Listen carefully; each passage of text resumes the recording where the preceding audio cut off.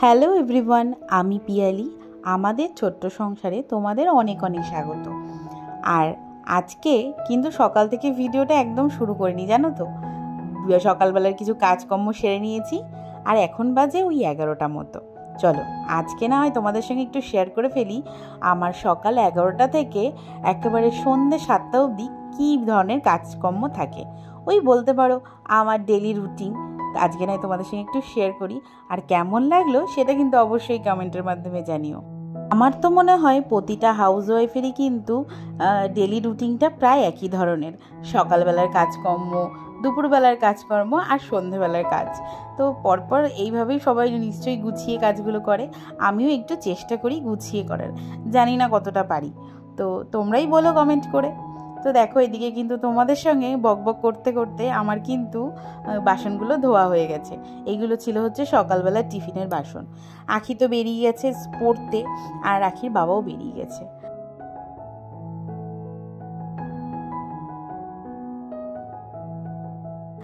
ও যতক্ষণ বাড়িতে থাকে ও চেষ্টা করে আমার একটু হেল্প করে দিয়ে যাওয়ার। যেমন ধরো আজকেও কিন্তু ও আমার অনেকটা কাজ গুছিয়ে দিয়ে গেছে। সেটা হলো আমি আজকে একটা শাক ভাজা করবো, এটা কিনা ওই বাজার থেকে নিয়ে এসেছে, এনে আমাকে কিন্তু গুছিয়ে দিয়ে গেছে, মানে একটু বেছে ধুয়ে দিয়ে গেছে। এখন আমি শুধুমাত্র শাকটাকে কুচিয়ে ভাজা করে নেবো। আর এখন যে কড়াই বসিয়েছি দেখছো, এখন কিন্তু করবো হচ্ছে আম ডাল। আম দিয়ে ডালটাকে না প্রেশার কুকারে সিটি মেরে নিয়েছি। এত সুন্দরভাবে সেদ্ধ হয়ে গেছে না, কি বলবো, খুব তাড়াতাড়ি হয়ে যায়।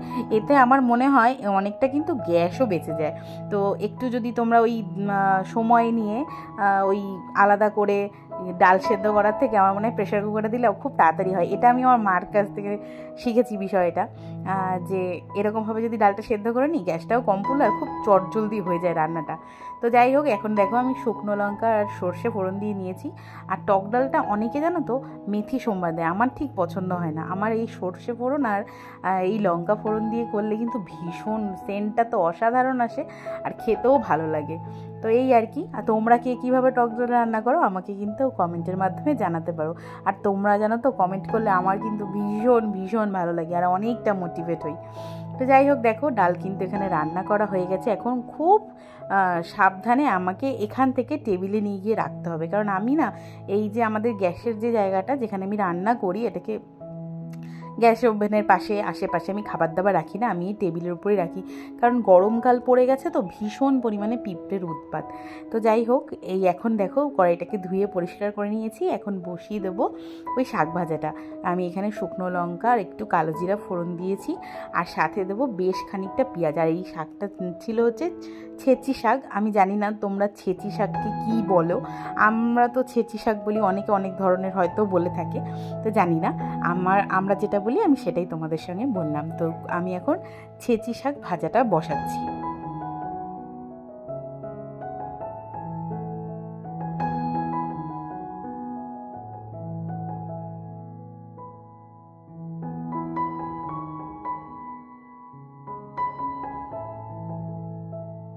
এখন বাজে ওই 1:30টা মতো। আমার কিন্তু রান্না সব কমপ্লিট হয়ে গেছে। বেশি কিছু তো রান্নাবান্না করিনি, খুব একটা সামান্য কিছু রান্না করেছি, দেখতেই পেলে টক ডাল, আর সাথে ছিল একটা ভাজা, সেটা তোমাদের সঙ্গে শেয়ার করা হয়নি, এখন আমি এডিট করার সময় দেখলাম। তো যাই হোক, একটু ভাজা করেছিলাম, আর করেছিলাম হচ্ছে গ্যাদাল পাতা বাটা। এটা জানি না কতজন জানো গ্যাদাল পাতা, কেউ চেনো কি না। তো এটা একটা লতানো টাইপের পাতা হয়, যেটা কিনা খেতে ভীষণ টেস্টি, আর বড়াটা খেতেও ভালো লাগে। তো আর যাই হোক, ওটা করেছিলাম, তোমাদের দেখানো হয়নি, তো অত কথা বলে লাভ নেই। এখন আমি এই যে ঘরটা একটু ঝাড় দেবো। তো যেহেতু আমাদের এখনও ফ্লোরে তো কোনো কাজ হয়নি, ফ্লোরে কেন সারা বাড়িতে এখনও অনেক কাজ বাকি। তো ইনকমপ্লিট ঘর বাড়িতে থাকতে গেলে একটু কষ্ট করে তো থাকতেই হয় বলো।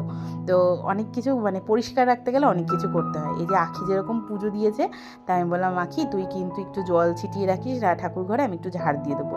এই ঘর জানো তো মোছা যায় না, তো তাই আর কি যতটা পারি চেষ্টা করি ঝাড় দিয়ে পরিষ্কার করে রাখার। এই যে দেখতেই পেলে আমি জল ছিটে দিয়ে নিয়েছি, এখন আমি এই যে ঝাড় দিয়ে নেবো। অনেকটা পরিষ্কার হয়েছে। যখন প্রথম আমরা থাকা শুরু করেছিলাম তখন যেই পরিস্থিতিটা ছিল তার থেকে কিন্তু এখন অনেকটা পরিষ্কারভাবে আমরা থাকি। বেশি একটা ধুলো এখন ওড়ে না। এই যে দেখতে পাচ্ছ খাবার দাবার রয়েছে, কোনো সমস্যা হচ্ছে না। কারণ হচ্ছে কি না, আমি যেহেতু জল ছিটে দিয়ে নিয়েছি। আসলে যতদিন আমার মা না এই বাড়িতে আসেনি ততদিন আমি ভাবতেই পারছিলাম না যে কি করব, কিভাবে করব। মা এসে সবটা দেখিয়ে গুছিয়ে দিয়ে গেছে, তারপর থেকে আমি ঠিক সেইভাবেই চলি। তো আমার খুব একটা অসুবিধা হয় না।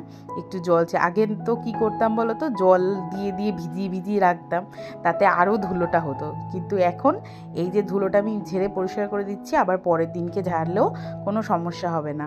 তো এই আর কি, এইভাবেই ঘরগুলোকে একটু পরিষ্কার পরিচ্ছন্ন করে রাখি। আর বাড়ির থেকে আসার পরে তো অন্য ঘরগুলো ধরাই হয়নি, ঝাড় দেওয়া খুব একটা হয়নি। শুভ সন্ধ্যা বন্ধুরা, তোমাদের সঙ্গে দুপুরবেলার খাওয়া দাওয়া তো সেরকম একটা কিছু শেয়ার করিনি, আর এখন চলে আসলাম একেবারে সন্ধে দেবো তাই জন্য। তো সন্ধে দেওয়ার আগে একটু গঙ্গা জলে ছিটে দিয়ে নিচ্ছি সারা বাড়ি ঘরে, দেখতেই পাচ্ছ। কারণ কি বলো তো, যেহেতু ঘরগুলো তো মোছা যায় না, তো আমরা তো কি বলো তো সবসময় দেখে এসেছি ঘর দুয়ার ঝাড় দিয়ে মুছে এইভাবে থাকতে হয়। তো যেহেতু এখন এই ঘরটা এখনও কমপ্লিট না, ভগবান যেদিনকে চাইবেন সেদিনকেই কমপ্লিট হবে, তাই না বলো বন্ধুরা? তো যাই হোক, তো ভগবানের উপরে ছেড়ে দিয়েই তার গঙ্গার জলে ছিটে দিয়ে ওই ঝাড় দিয়ে যেটুখানি পরিষ্কার পরিচ্ছন্ন করে রাখা যায় সেটুখানি করে রাখি। আর একটু গঙ্গা জলে ছিটে না দিলে না মনের মধ্যে একটু খুঁতখুত করে, জানো তো কেমন একটা লাগে। তো যাই হোক, সেটা আর বলে বোঝাতে পারছি না তোমাদেরকে আমি। তো যাই হোক, এইভাবেই আমি প্রতিদিন সন্ধ্যে দিয়ে থাকি, গঙ্গা জলে ছিটে দিয়ে নিই। আর সবার ফার্স্টে কী করি বলো তো, যে আমাদের যে আমার তো দুটো দরজা আর কি বাড়ি ঘরে ঢোকার, তো দুটো গেটের সিঁড়িটা আগে আমি ধুয়ে নিই। ধুয়ে নেওয়ার পরে তারপরে গঙ্গা জলের ছিটেটা দিয়ে নিই। আর আমরা যেহেতু আখির স্কুল এখন ছুটি, এখন 3 বেলায় আমরা 3 জনে মিলে পুজো দিই। সকালবেলায় দেয় হচ্ছে তোমাদের দাদাভাই, তারপরে দুপুরবেলায় দেয় হচ্ছে আখি। হ্যাঁ, আখিকে দিয়ে প্রতিদিন দেওয়াই না, যেদিনকে সুবিধা অসুবিধা বুঝে। তো আখি আজকে যেরকম দুপুরবেলায় দিয়েছে, আর সন্ধ্যেবেলায় আমি তাই জন্য পুজোটা দিতে আসলাম। সন্ধ্যাবেলার বেশিরভাগ দিনটা আমিই দেওয়ার চেষ্টা করি, সারাদিন যদি নাও পারি কিন্তু সন্ধ্যাবেলার পুজোটা আমি দেওয়ার চেষ্টা করি। পুজো দিতে তো ভালোই লাগে, কিন্তু এক সময় কী বলো তো, সময়ের অভাবে হয়ে ওঠে না। মনে হয় একটু অন্য কেউ দিয়ে দিলে ভালো হতো। তো সেদিন আখিকে দিয়েই পুজোটা দিয়ে দিই।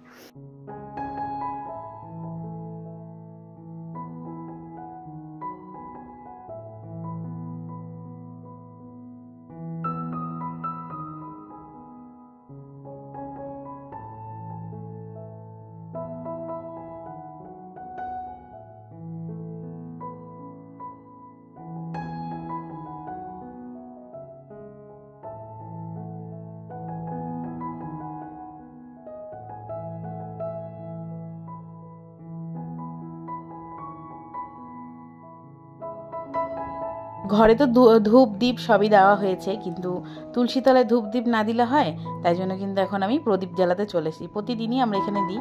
এখানে একটা টবের মধ্যে আপাতত তুলসী মহারানীকে বসিয়ে রেখেছি। ভবিষ্যতে ইচ্ছা আছে সুন্দর একটা মঞ্চ এখানে তৈরি করা হবে।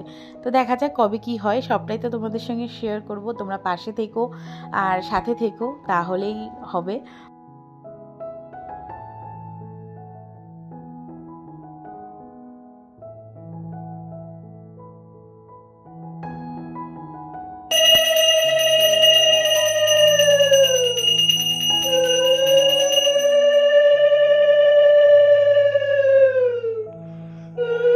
এই তো ছিল সকাল 11টা থেকে সন্ধ্যে 7টা পর্যন্ত আমার ডেইলি রুটিন।